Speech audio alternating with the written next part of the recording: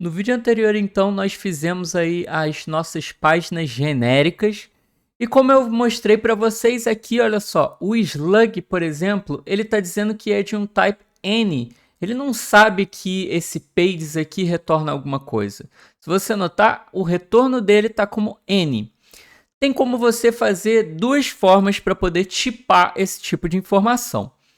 A forma mais simples e prática de todas seria você definir as informações que você sabe que vem. Então seria basicamente, aqui como a gente tem esse page template props, você poderia dizer aqui a estrutura do dado que o pages viria e montar um objeto de acordo com o que você sabe que vem. Mas fazer dessa maneira também pode causar alguns problemas. Por quê? Digamos que você modifique alguma coisa do seu GraphQL, da sua query. Você vai ter que lembrar de modificar a sua tipagem aqui também. Existe uma maneira de fazer isso daí muito mais prática, que é utilizando um CodeGen, ou seja, um gerador de código. Existe um carinha chamado GraphQL Code Generator que serve exatamente para isso. Como ele funciona? Ele pega um esquema, seja um esquema que você escreveu ou ele pode baixar do seu back-end, certo? E aí ele, através de uma estrutura YAML, né, de um arquivo de configuração, ele vai gerar os types para você. E aí aqui tem todas as informações dos retornos da API. Então todas as chamadas que uma API tiver, ele vai te dizer quais são os possíveis retornos. Ok? Então ele é bem simples, bem fácil de utilizar.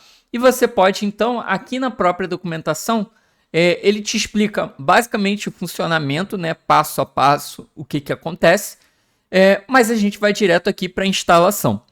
Ele primeiro diz que você tem que instalar o GraphQL, que a gente já tem, e depois ele fala que você precisa instalar então o Generator, essa CLI. Ele inclusive avisa, olha, para evitar de instalar isso aqui globalmente. Então a gente não vai instalar globalmente, a gente vai instalar como uma dependência mesmo do projeto. Então para isso eu vou copiar essa linha aqui, certo? E ir lá no nosso projeto, aqui no terminal, certo? E vou mandar instalar.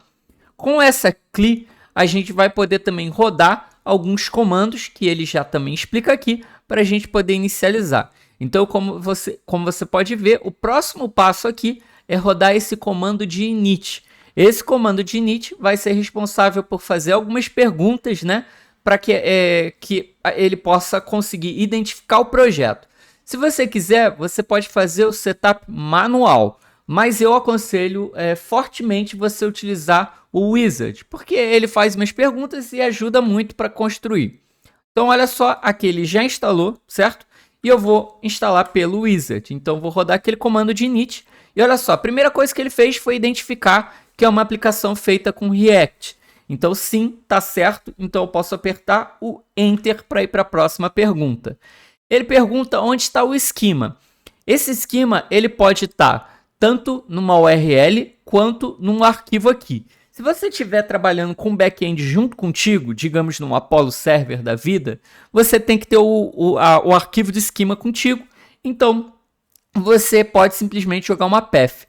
Se não, você pode passar aqui a URL. Essa URL é aquela URL lá do GraphCMS. Então, aqui no GraphCMS, em Settings, você tem aqui em API Access essa URL, certo?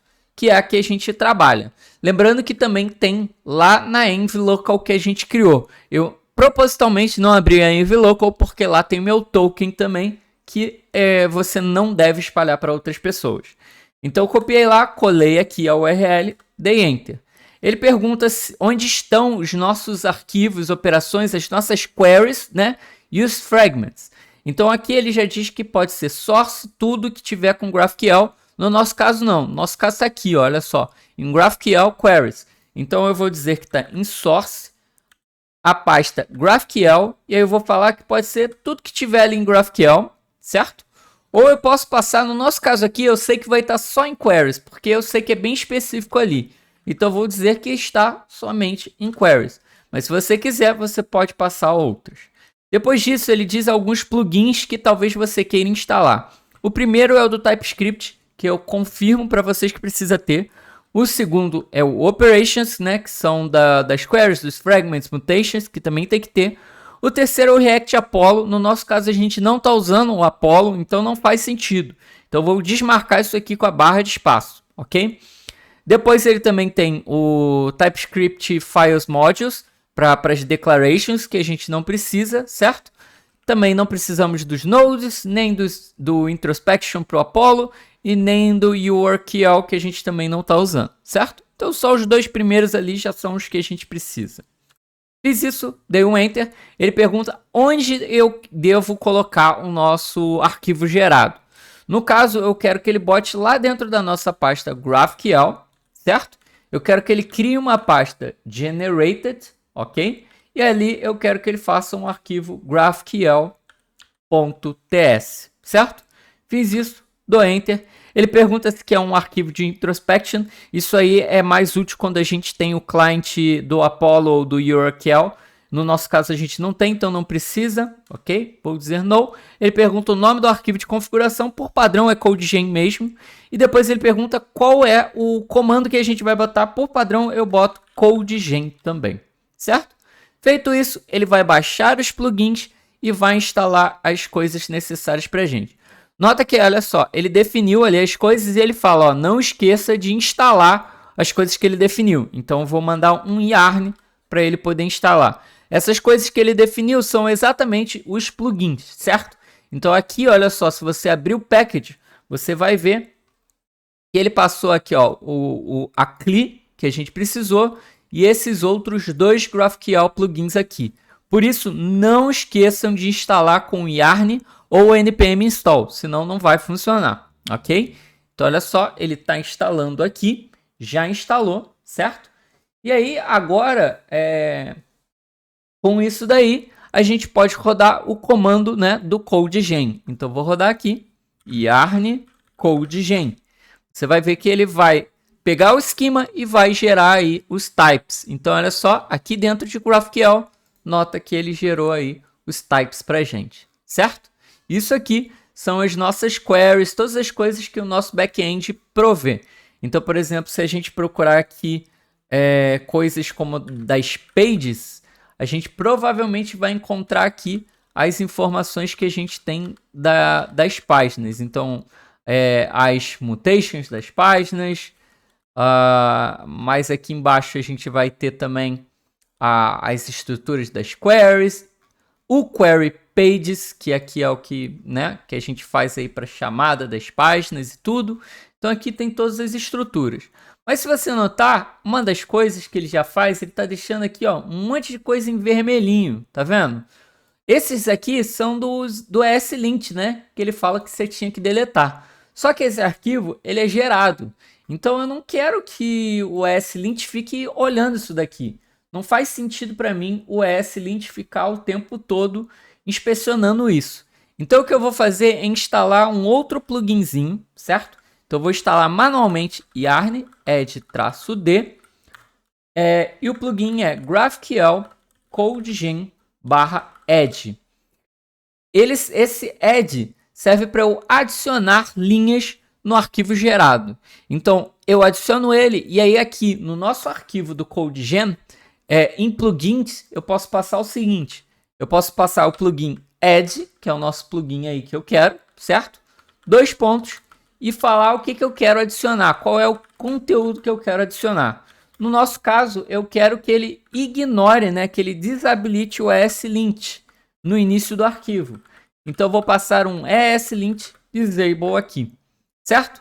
Fiz isso daqui, vou rodar o comando yarn CodeGen novamente, certo? Opa, ele quebrou aqui, deixa eu ver o que ele quebrou. Disse que content... olha só. Faltou dar um outro tab aqui, né? Para dar o espaço para o add. Agora sim. Vou mandar rodar o yarn CodeGen. Agora ele gerou, ok? E se nós formos no arquivo generated agora, notem que ele botou um ESLint disable aqui em cima. E aí ele não está mais avisando de erro nenhum. Afinal de contas eu desabilitei. William, faz sentido desabilitar? Nesse caso, sim. Afinal de contas, esse é um arquivo gerado e a gente não precisa se preocupar com ele, ok? E agora que eu tenho isso daí gerado, eu consigo ir lá na nossa página, certo? E dizer, por exemplo, a tipagem daquela nossa query. Então eu posso vir aqui e aí eu posso dizer que é esse get pages aqui. Se nós formos aqui nas tipagens de tudo que a gente tem aqui, vocês vão ver que eu tenho aqui o get pages query, ok? Que é o nome da nossa query. E aqui ele dá a tipagem, inclusive vai confirmando para a gente que tem uma propriedade slug, por exemplo. Então, com isso, eu posso vir aqui na nossa página e tipar esse request e falar, olha só, esse request é do tipo get pages query, certo? E no momento que eu fiz isso, notem que o slug agora ele sabe que é uma string. Se eu deixar o mouse aqui em cima de pages, ele tipou toda a minha informação. Então ele já informa aí que tem heading, ID, slug e tudo mais. Isso fica muito melhor pra gente. A mesma coisa eu vou fazer aqui. Porque olha só, o meu page está como N. Então, por exemplo, se eu tentasse aqui via TypeScript, pegar uma informação, não tem, certo? Mas se eu vir aqui e informar que o tipo é do query pages by slug, então vou botar aqui, olha só, a gente tem o get pages by slug query, esse é o tipo. Você vai ver que a nossa page agora está informada. E se eu vir aqui e botar ponto, reparem, ele já dá as coisas possíveis. No caso, o heading, por exemplo.